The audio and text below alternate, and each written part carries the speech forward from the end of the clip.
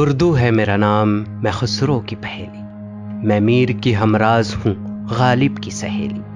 دکن کے ولی نے مجھے گودی میں کھلایا، سودا کے قصیدوں نے میرا حسن بڑھایا۔ ہے میر کی عظمت کے مجھے چلنا سکھایا، میں داغ کے آنگن میں کھلی بن کے چمیلی۔ اردو ہے میرا نام، میں خسرو کی پہیلی۔ غالب نے بلندی کا سفر مجھ کو سکھایا، حالی نے مروت کا سبق یاد دلایا۔ اقبال نے آئین حق مجھ کو دکھایا، مومن نے سجائی میرے خوابوں کی حویلی۔ اردو ہے میرا نام، میں خسرو کی پہیلی۔ ہے ذوق کی عظمت کے دیے مجھ کو سہارے، چک بست کی الفت نے میرے خواب سوارے۔ فانی نے سجائی میرے پلکوں پہ ستارے، اکبر نے رچائی میری بے رنگ ہتھیلی۔ اردو ہے میرا نام، میں خسرو کی پہیلی۔ کیوں مجھ کو بناتے ہو تعصب کا نشانہ، میں نے تو کبھی خود کو مسلمان نہیں مانا۔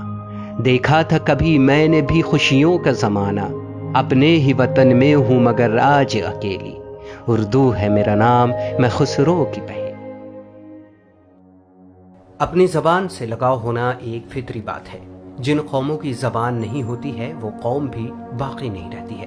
انسان اور اس کی نئی نسلیں باقی تو رہتی ہیں، لیکن آباء و اجداد تاریخ کے صفحات میں گم ہو جاتے ہیں اور پھر زبان اسے اس کی شناخت دلاتی ہے۔ اردو زبان بھارت میں پیدا ہوئی، پلی بڑھی اور پروان چڑھی۔ دھیرے دھیرے ترقی کرتی ہوئی یہ ملک کی مختلف زبانوں کے درمیان رابطے کی زبان بن کر ملک گیر سطح پر بولی اور پڑھی جانے والی ایک مشترکہ زبان بن گئی۔ اردو کسی خاص طبقے، ذات و مذہب یا کسی خطے کی زبان نہیں ہے، بلکہ یہ ہندی، بنگلہ، تیلگو، گجراتی، مراٹھی اور دیگر بھارتی زبانوں کی طرح آزاد بھارت کی قومی اور دستوری زبان ہے۔ اس زبان کی ترویج و ترقی میں مسلمانوں کے علاوہ ہندوؤں، سکھوں اور دیگر قوموں نے، یہاں تک کہ عیسائیوں اور انگریزوں نے بھی حصہ لیا۔ بابائے اردو کہے جانے والے مولوی عبدالحق سے لے کر پریم چند، برج نارائن چکبست، فراق داغ کے تذکرے کے بغیر یہ زبان ادھوری ہے۔ موجودہ وقت میں اردو زبان کے فروغ میں ریختہ کی خدمات کو بھی فراموش نہیں کیا جا سکتا ہے۔ ریختہ کے بانی سنجو صراف اور جشن بہارا کے منتظم کانتا پرساد جس تندہی سے اردو کے خدمات میں لگے ہیں وہ قابل رشک ہے۔ ساتھ ہی مولانا آزاد، مظہر الحق، علی گڑھ اور جامعہ ملیہ جیسی یونیورسٹیوں کے علاوہ وہ دیگر تمام یونیورسٹیاں جہاں اردو کا نصاب پڑھایا جاتا ہے کی خدمات کو بھی فراموش نہیں کیا جا سکتا ہے۔ اس سے اس کے روشن مستقبل کا پتہ بھی لگتا ہے۔ گرچہ حال کے دنوں میں اردو کا بول بالا کم ہوا ہے، لیکن بھارت کے ہر خطے میں اردو بولنے اور سمجھنے والے افراد آج بھی موجود ہیں۔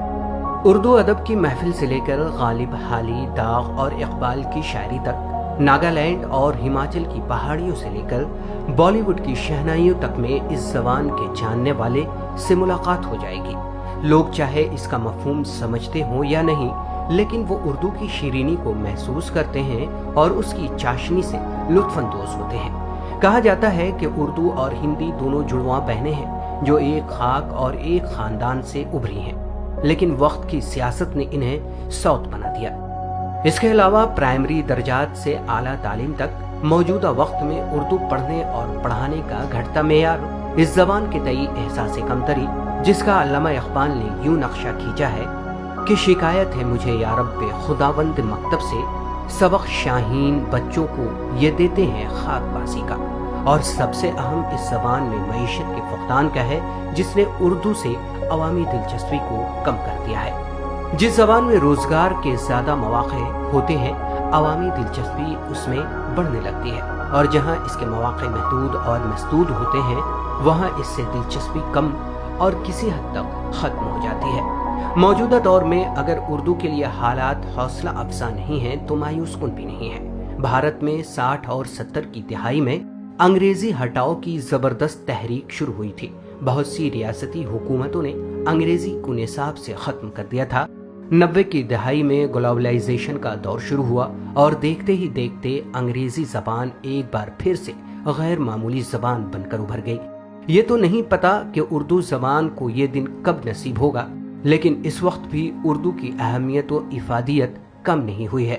اسکول سے لے کر کالجز اور سرکاری دفاتر سے لے کر صحافت اور اخبار نویسی تک میں اردو کے مواقع موجود ہیں، بس نہیں ہیں تو اردو پڑھنے، سننے اور بولنے والے۔